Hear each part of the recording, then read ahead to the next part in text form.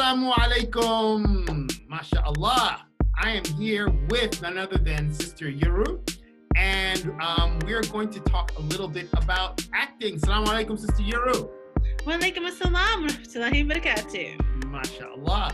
So for those who don't know about Sister Yeru, I'm going to give you a brief introduction. She goes by the name, her name is Yerusalem, and she goes by the name Yeru. She was born in Ethiopia, but she moved to the USA at a young age due to political unrest in her home country. She's happy to call DC area home, and she's performed in theater and on camera. She's taught acting for more than 3 years at the Youth Film Academy in Vienna, Virginia. She also taught dance for several years. She loves musical theater and acting in general. She wants to encourage and inspire people to pursue acting as a career or as a profession. Her most memorable performances were A Chorus Line and Gray Ghost Voices, a Civil War production, as well as co-authoring a film adaptation of Amiri Baraka's The Dutchman called The Darker Side. She is an ardent fan of theater and film, and she hopes to spread her love for the arts. Thank you very much, Yeru, for joining us. And we're going to talk a little bit about acting, and mainly because we have this monologue contest that's coming to a close in a short period of time. So you want to tell us a little bit about that? Alhamdulillah. Thank you so much for having me here, brother. Mm-hmm. So, and you, Brother Abdul Malik, are a man who needs no introduction. Yeah, no introduction for me. Thank you so much. So this monologue contest is an idea I proposed to you recently because I noticed a need for Muslims to have material to work with in theater, television, and cinema. I see so many budding actors and actresses, and they have so much potential, but they don't have roles designed for them. People are largely ignorant about the Muslim world, and Muslims are a minority in the US. So we have to make our presence known. What is our comfort zone? And I wanted to briefly tell you the definition of acting, right? Yeah. So with the ACT acronym, right? So the ACT as in act. ACT. Okay. Exactly, Brother Malik. So the A is for audition. Audition. The C is for character. The T is for truth. May I elaborate? Please do. Okay. We're excited to hear about this. Excellent, excellent. So the A is for audition. You audition for a role, and you may win an award. That's also an A word. And you'll definitely receive applause. So one issue is, do we have an EGOT? Right? I mentioned this in our other webinar. Do we have someone who's won an Emmy, a Grammy, an Oscar, and a Tony? That's an EGOT. That's an acronym for EGOT. So a really successful person in the arts. And there are examples of these like Barbara Streisand, Audrey Hepburn, Whoopi Goldberg, and James Earl Jones. Now, the C is for character, like I said, right? You audition for a role to play a character, right? But the C is also for choice, culture, community, and competition. And so the C is the choice you make as an actor. Do you play the role as an upbeat, kind of lovable, affable character? Or do you say, no, this is a villain and this is a deeply conflicted person? Yeah. Right? So you have choices, you have the culture, and in the Islamic world, we have our own culture, right? And so, and even within the Islamic world, there are different, another C word, communities that come together. So there's there's a lot of diversity even within the unity of the ummah. And then the C is for competition as well, because people compete with each other to play the same role, right? And while in real life that can be solved through some therapeutic experiment, in acting it's expected. You're going to have many people competing for the same role. I, for example, I competed for the role of Juliet back in college, Right. and I didn't get the role, but my friend did, right? So you have to learn to applaud other people, right? Right. Round of applause. Not only It's about not, you. don't be selfish. Yeah, share, yeah, spread the love. And so that's the competition part. And then the final, the T, ACT, the T is for truth, right? And you're probably thinking, what does truth have to do with acting? Acting is make believe, right? But what is our definition of acting? Acting is living truthfully under imaginary circumstances. So we imagine ourselves playing a role in a fictitious world, but we have to play it truthfully.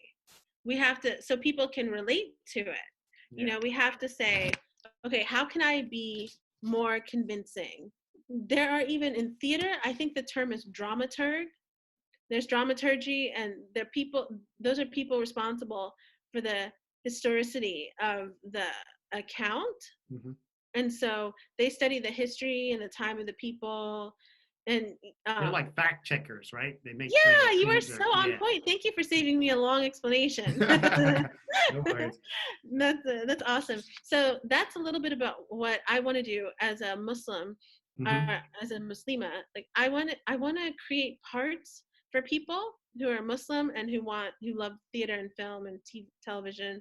And we have some award-winning Muslim artists, you know, like Rami Right. Youssef. He's one, and he won a Golden Globe, I think. And then do you remember the name of the man who won Moonlight?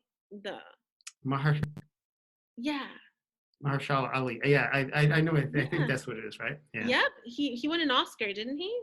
He won something. He Yeah. definitely was up there. Yeah. And that proves my point. Not everyone is going to remember all the awards you won. So don't do it just for the awards, right? Do it Right. for the love of the art. Right. And so what I wanted to do, to just sum up, is that I wanted to create, I wanted to write monologues, right? Mm-hmm. For Muslims to use in their auditions. And so that's my goal. So we have a collection of monologues I gave to DeenTV. Mm-hmm. And I want the community to use them when they go to audition. Let's say they're in New York or LA or DC. They have a monologue that fits within their cultural context. Right. Right. That's very important. Well, yeah, no, I think, and you know, there's still a little bit of time, so you know, the monologues are still there. If you're watching this after the competition, you can still, you know, create monologues for, you know, for basically practicing your acting, right? And I think this is something that as actors do, it's a good exercise, correct? Oh, definitely, it's a good exercise. It expands the depth and knowledge, depth of emotion and knowledge. Yeah, yeah. So let me ask you a question. Okay, so there are classes like when you go to university or even maybe in high school, I don't know, where they teach acting. Do you actually have to study acting? Yes, it will help you so much. You'll enjoy Really? it. First of all, you'll realize whether or not you enjoy acting, right? When you drill down and you discover what it really is all about, what it entails to play a part like this, I think everyone should study acting. It's kind of like driving, right? Before you get behind the wheel, you have to take a driving course, or someone has to guide you and teach you which direction to go. But then once you master the art, you're relaxed, right? Yeah. So it gives you freedom. So I will share with you some books that I think every actor should read.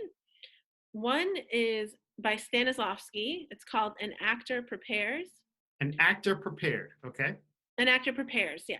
Prepares, yeah. Yeah, exactly. And then there's On Acting by Sanford Meisner. Meisner, he created or devised the method acting, the Meisner technique. And then another book is Respect for Acting by Uta Hagen. Okay. These books everyone should have. Every actor should have on file at home. Read it cover to cover. And there are more books out there. Yeah. So Yeah, so there's more because like acting for some people, Brother Abdul Malik, for some people, acting is just pretending, Mm, like children do, right. you know? And there's so much more to it than just Mm, pretending, right. So I think that people should definitely study acting. Now, you can go to a conservatory or you can study acting at RADA, the Royal Academy of Dramatic Arts, Juilliard, NYU, Yale School of Drama. There are These different, are these are more like university courses or yeah, programs, accredited. right? Yeah, yeah, Yeah. definitely. You can also do workshops like Yeah. NYU. I studied CAP 21 Collaborative Arts Project Okay. at NYU. I studied musical theater. Mm, okay. So you have to know what's does you have to learn about the appropriate roles, like what roles are designed for you, Mm, like what does this at the audition you should know, does this part require singing, dancing, right. even yeah, and even things like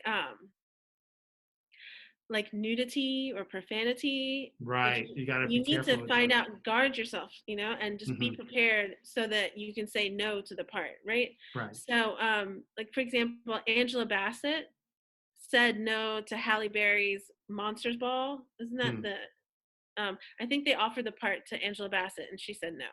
mm.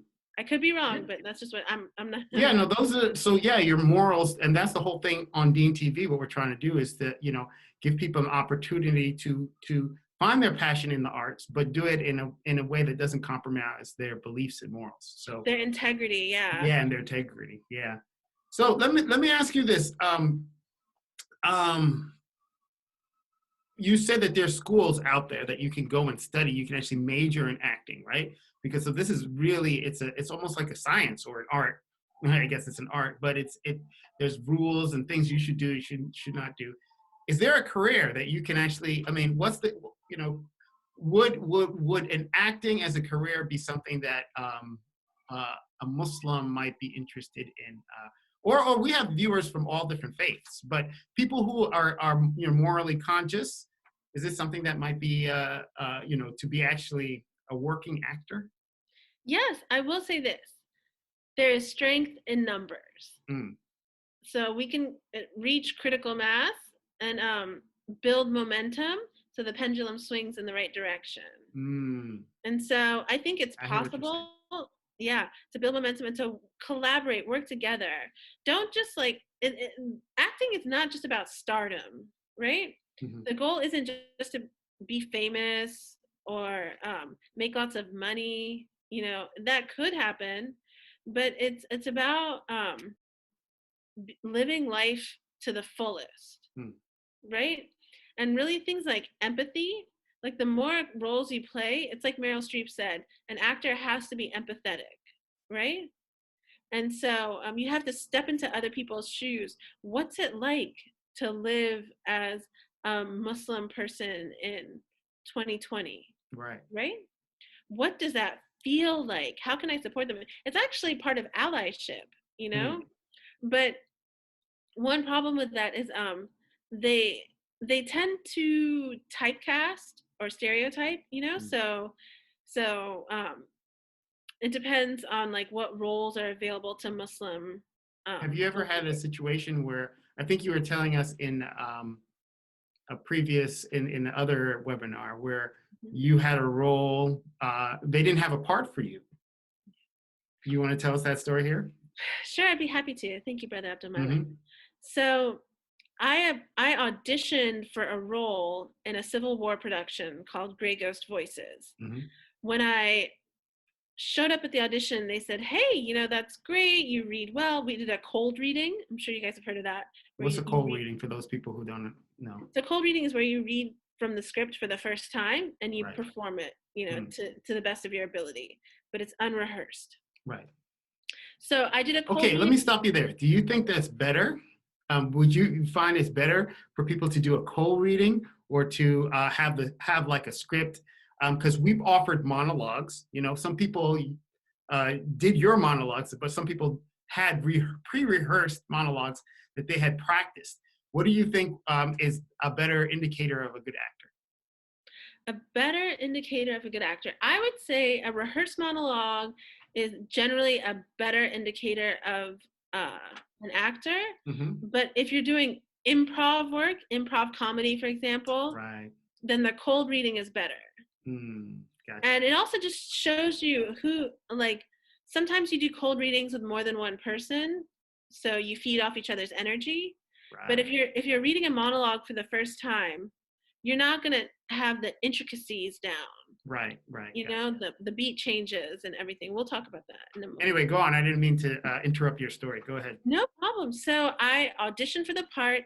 My audition went well, you know, but they said, "I'm sorry, we just don't have a part for you. Thanks so much for stopping by." And I said, "Wait, I've got a book for you."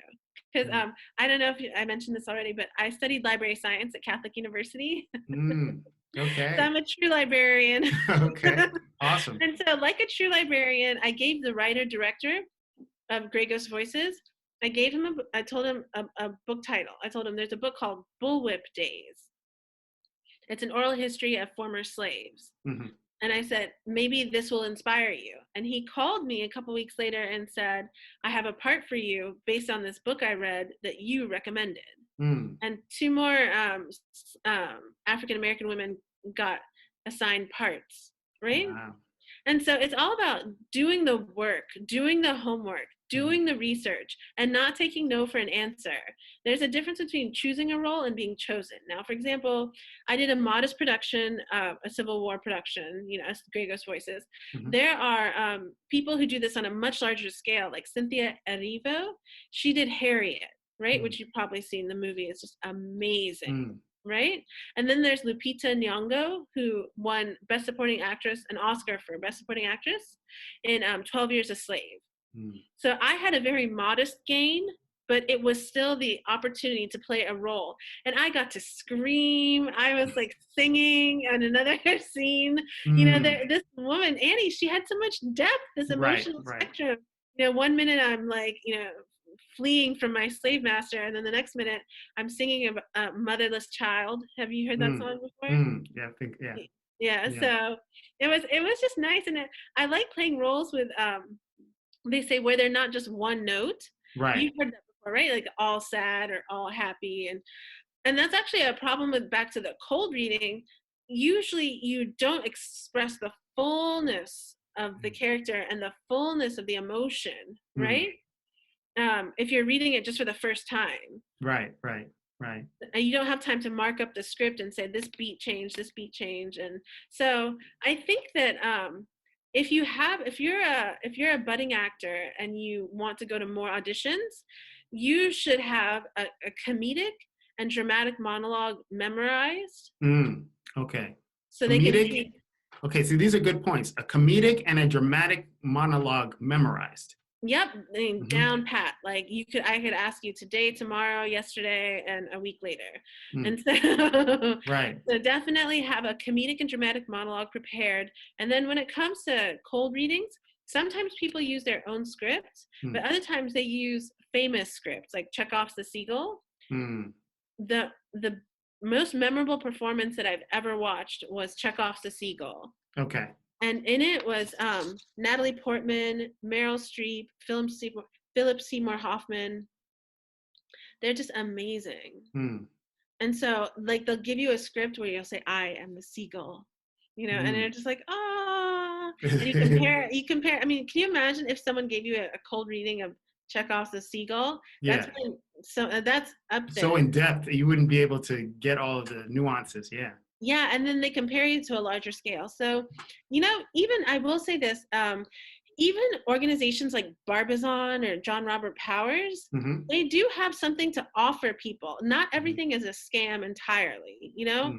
Just because, so like, if let's say you're in a local community and you're working full time or studying full time, and you want to just take an acting class. Why not go to community theater? Or why not try a local, and these are international organizations, of course, like Barbizon's international. But it would just be nice to get exposure, and get exposed to the arts to see if it's a good fit. Right, right. See if you like it. See if you enjoy it. So, on those lines, do you think it's something eh, like these organizations that you were mentioning? Do they pay you like when you get a Oh, part? And should you be looking for paid gigs? yes. Okay, so in the beginning, you can work for free. Unpaid, gigs are pretty much where it's at in the Yeah, beginning. yeah, But then after a while, you can set your price, right. Once you right? get better, once you get more comfortable, you have a Yeah. little bit of you have I guess a body of work, right? Yeah, that you can that represents you well. Right. And you can also have an agent who will do the work for you. Oh, So that's also yeah. a possibility. I can't speak to that, but I definitely think that having an agent would be very helpful. Mm-hmm. So let me ask, who are your, we talked about this also in the last webinar, but who are your inspirations? Like when you think of a good actor, who inspires Angela Bassett, you? Okay. Waiting to Exhale, yeah. Hmm. Jodie Foster, Anthony Hopkins, Silence of the Lambs, Hmm. Heather Headley, Aida. Is there one common theme you think between these names? And if you have more, please mention them. Yeah. Oh, sure. Intensity Okay. and immersion. They Hmm. immerse me in their world. Hmm. So, like, one tip, like, let's say you can't afford to go to a fancy schmancy acting school or conservatory, and Hmm. you want to do more, right? But you're limited by circumstance. Hmm. There are a couple practices that I think I wanted to mention last webinar, but I remember them for this one. Okay. So the first thing is to keep to people watch. People So watch. it's a lost art. People aren't doing it anymore because we have our cameras, everyone's on their Hmm. phone. But people watch definitely, And and this is keep not a stalking. This not is different. stalking, but keep a journal. Just say Mhm. a family eating ice cream, Right. you know, and then let's say that a fight breaks out or ensues between the children, Hmm. you hit me, no, I hit you first, or you hit me first, or like, and going on, having this sort of conflict because the the arts definitely revolve around conflict. Mm. So people watching, and like, let's say you see a couple and he proposes to her. What if she says no? Right. Or Right. if she says yes, everyone erupts in applause. That kind of thing. So passersby, just people watch, right? Yeah. Commit to like an hour or whatever, and jot down notes.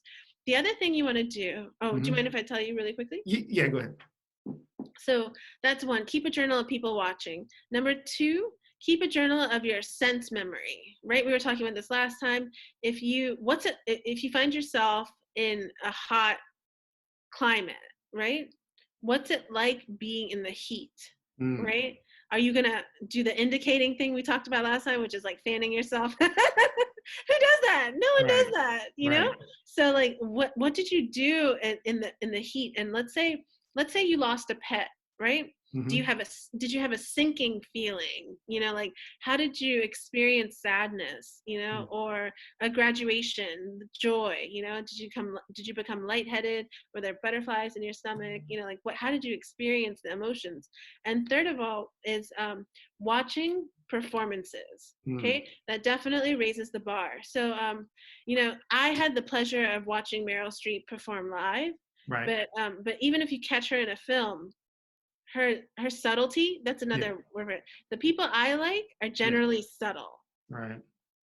Subtle means like basically their facial movements, their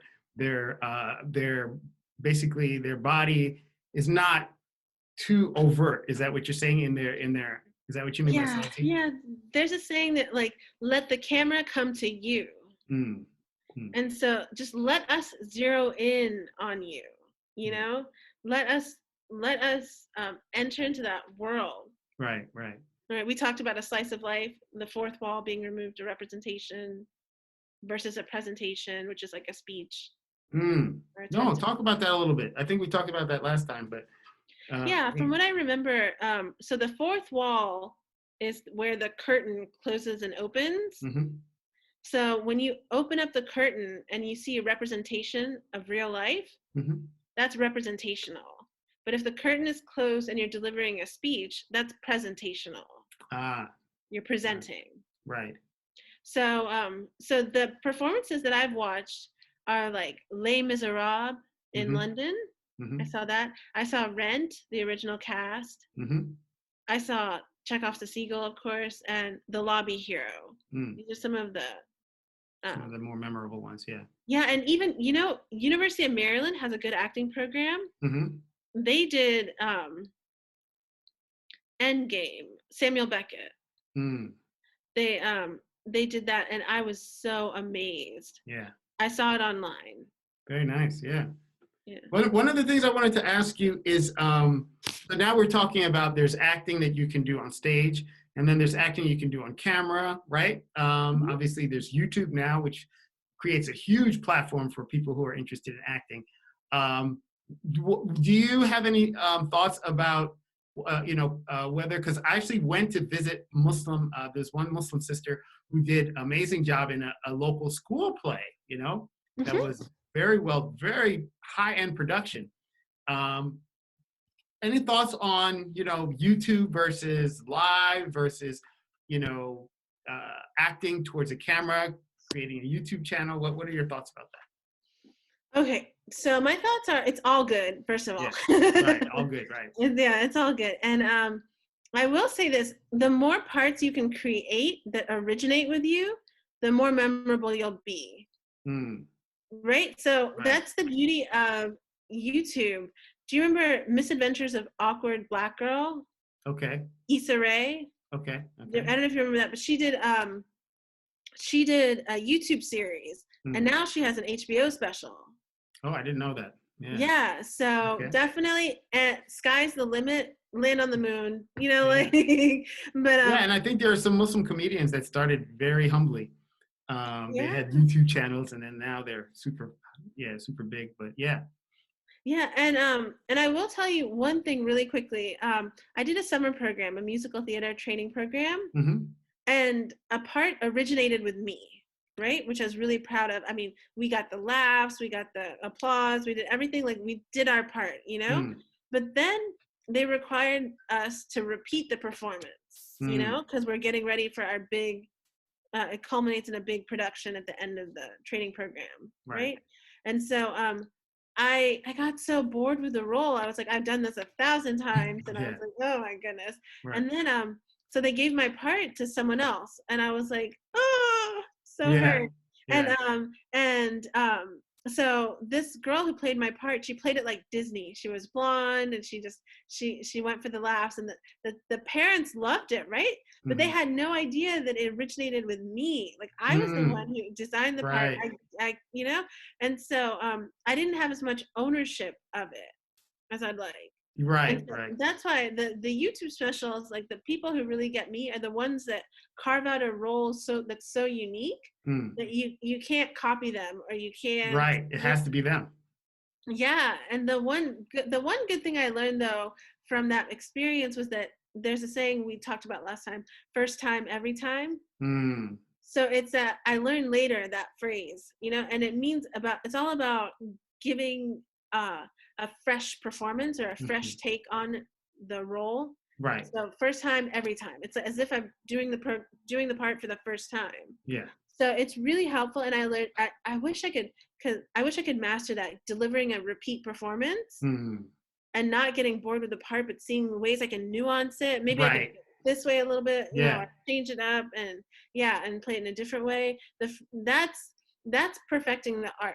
Mm, Instead of I kind of blame the summer program directors and educators, because they could have actually taught us the importance of repeat performance. They could have said, hey, this is a teaching example, right. A teaching learning moment. Mm-hmm. example, yeah, teaching moment.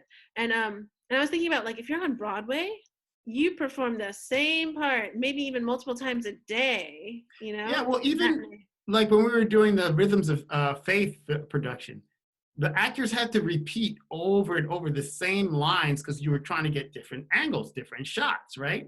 Yeah. So I think that is something to keep in mind, that acting can be a little bit mundane at points, but I think overall people enjoy it, and the end result is really awesome. Yeah. So let's continue. We have only a couple minutes left here. But I wanted to know, for I guess this question we talked about last time also, and we talked already a little bit about what are ways that you can stand out. Obviously, there are so many people who are interested in acting. We know on backstage there's so many people. What makes you stand out? What can make you stand out, particularly maybe as a Muslim, maybe as a Muslim woman, or if there's people from other faiths, or how can they stand out, on their resume or whatever? Okay. Well, let's see where to begin with it. How to stand out. I will talk about that. Mhm. So, Stephanie Curlow. Okay. She's the first hijabi ballerina, Oh, yes. right? So Mhm. Stephanie Curlow, how many years have children been studying dance, ballet for years? And then she becomes the first hijabi, to become a ballerina. She's, playing this part. So it's all about finding your niche marketing. Mm. And now that she's a ballerina, she's gotten parts with like pretty famous groups. Like I forgot what they're called. In Australia, they're let's see if I can find it. In Australia, they're really the Wiggles. Do you know, I've heard the word. you know them? Yeah. Mhm. So it's all about saying, hey, she was actually kind of dismayed um, about the whole lack of representation um, for women who wear hijab. Yeah, I think it is the Wiggles. And and so I think you can stand out just by being your authentic self. Right. To just say, you know what, this hijab comes with the territory. Right. I'm not taking it off. Or if you want, I mean, I'm not commanding you to wear hijab. If it resonates with you and it's something you want to do Mm-hmm. to honor your Lord, then it's between you and Allah. Right. I think that people can benefit from just being more Just being who they authentic. are, right? Yeah, And yeah, just and being that helps authentic. us. Yeah, and so yeah. But my question is this. Yeah, what were you going to say? I'm sorry, I didn't mean to interrupt you. And the other thing that will really help you is confidence. Okay. Okay, so let's break down this word confidence, right? So con means with in Latin, that prefix. Yeah. Fidera is like confidence. Fidera means to rely upon, or to have faith in. Right. So confidence, when you say self-confidence, means I can rely upon myself. Right. Right? If I say God confidence, it means I can rely on God. Right. So there just has to be something greater than you that you rely on. For example, that's what people used to, it used to mean more, but they'd say, I want to thank God, and really, because God is the one orchestrating all of this, Right. and your wins, your losses, if you believe in the qadar of Allah, it's something that is like ordained for you, right. Divine preordainment. So I think it's important to have confidence and to have a group of people you can rely upon, your family, right, your friends. And if you play your part, like for example, I think her name's Jennifer Grout. Stephanie Curlow, Jennifer Grout. And Jennifer, she used to sing, and she used to be in the Arab's Got Talent. She was a finalist.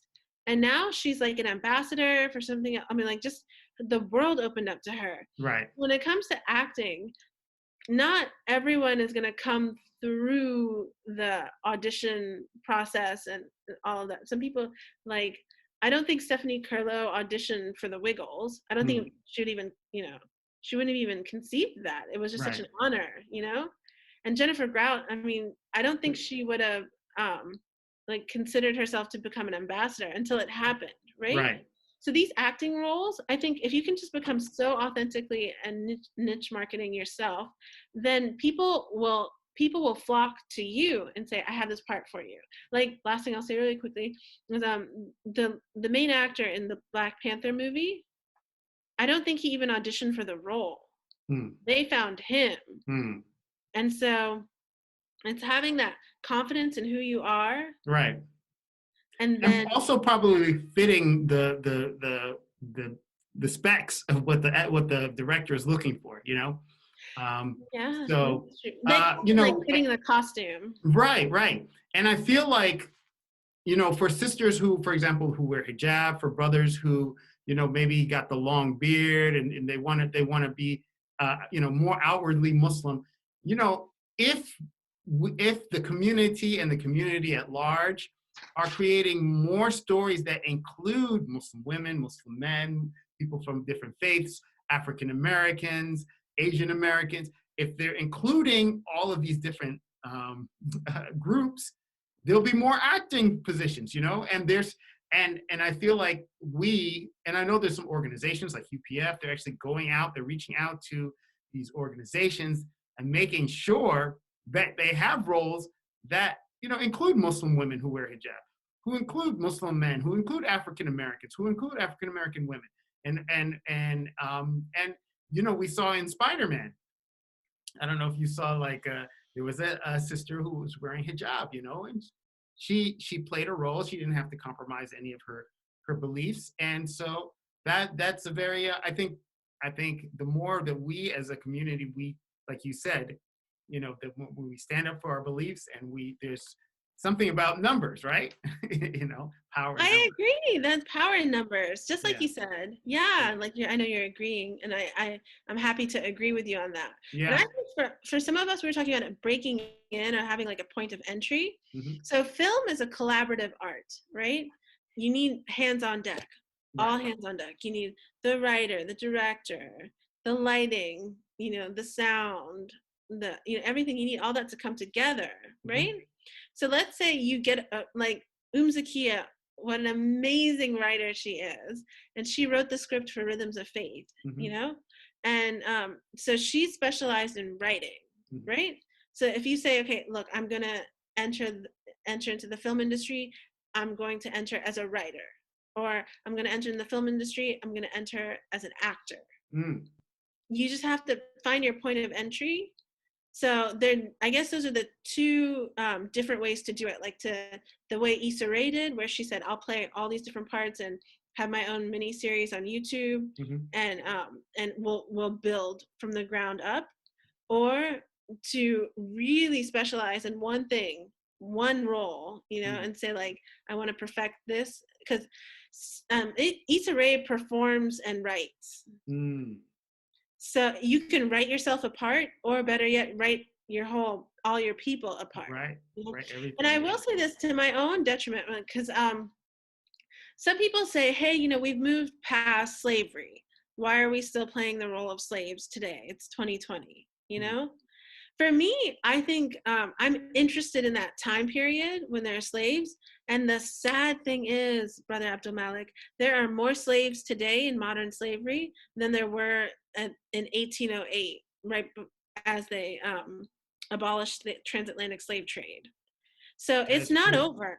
The It's prison not over. system, all of those things are just new modern forms of slavery, and You're so uh, right. yeah, and other forms that you were saying across the world. There's still that issue. So Yeah. So don't think that it's over, and we have we advanced can past. always learn from the past. We learn from the past. We hopefully, if people understand the past, they'll be better in the future. Not always the case, Yeah. but Not always, but hopefully, inshallah. And hopefully. it's funny too, Brother Abdul Malik. Mhm. Sometimes people say like, I want to play like a party girl, or someone who's fun and likes to travel and all that. Mhm. And then they find themselves in the script like having a boyfriend, drinking alcohol, got Yeah, my Cosmo, yeah, I can't. I don't even know how you hold it. but, yes. but I think it's so funny, and I'm just like, you don't have to do that. The life. That's what I love about these reality TV shows, and bring the camera into the home, and Mhm. there are just so many ways Right. to get on camera. You don't have to go to the Bahamas on a Girls Gone Wild trip, or, Right, right. There are yeah. ways And that you can get into this. You can, if you enjoy acting. I know there's organizations like Miss. They have they have improv. There's different ways, and as a community, we have to develop it. We have to get stronger, and inshallah, DeenTV will do our best. With the monologue competition, we hope to have future productions soon after this pandemic kind of goes down, and continuing with more to allow actors to have the opportunity to do parts that that goes along with their morals, but also things that are naturally they can act. They can do. They don't feel that it's not them. And one more point about the Muslim world and this theater. I think I mentioned this in the last webinar. We talked about Commedia dell'arte, where they have stock characters. It's Italian comedy, right? And so they have these familiar stock characters, and they laugh because they recognize them. They're members of their community. So if the Muslim world learned from this Commedia dell'arte, this Italian comedy. What is it called so people can know a little bit more? Commedia dell'arte. Okay. Italian comedy. And you can find it. And so if the Muslim world said, okay, there's the hijabi, there's the the Saudi prince or princess, right? There's the Ethiopian, there's the Bilal of our times, or have these people awaken consciousness and there's the revert or the convert from the U.S. Who's giving new to Islam one day, the next day giving a khutbah and a Jummah. Right. There's always the people, and so we choose who we foreground. Right. And when the Muslim comedy says, "Isn't it funny that?" or "Isn't it true that?" Because they I think that what is the definition of comedy? There's tragedy plus time, right? That's one definition. But the other one is saying the obvious in a not so obvious way. That's another one. Yeah. So it's all about that. And I just think that if we're in control of the images we're portraying, I think we'll be so much more successful. Don't hide it. There are some trends you can discover, in a community. Like this person does this, that person's always at the mosque. Right. This person's, and this person's always got a camera. They're going to be the next major photographer. Whatever your roles are, we shouldn't shy away from it or drawing parallels between real life and the arts, because the arts are just a reflection of our time. Right. Well, thank you very much, Sister Yeru, and I think this was a great conversation. I hope it benefits all of our viewers, whether they are participating in a monologue competition or, inshallah, participating in one of our future competitions, and they have to learn how to act and get better in acting. Inshallah, this will help them so much. So thank you so much, Sister Yeru, and I hope to have you on future videos and productions, inshallah. Inshallah, I would love to. All right, thank you very much, and inshallah. Assalamu alaikum. This is Abdul Malik from DeenTV. Assalamu alaikum. This DeenTV video was made possible in part by Islamic Relief USA, working together for a better world, and by Recycle Processes Incorporated.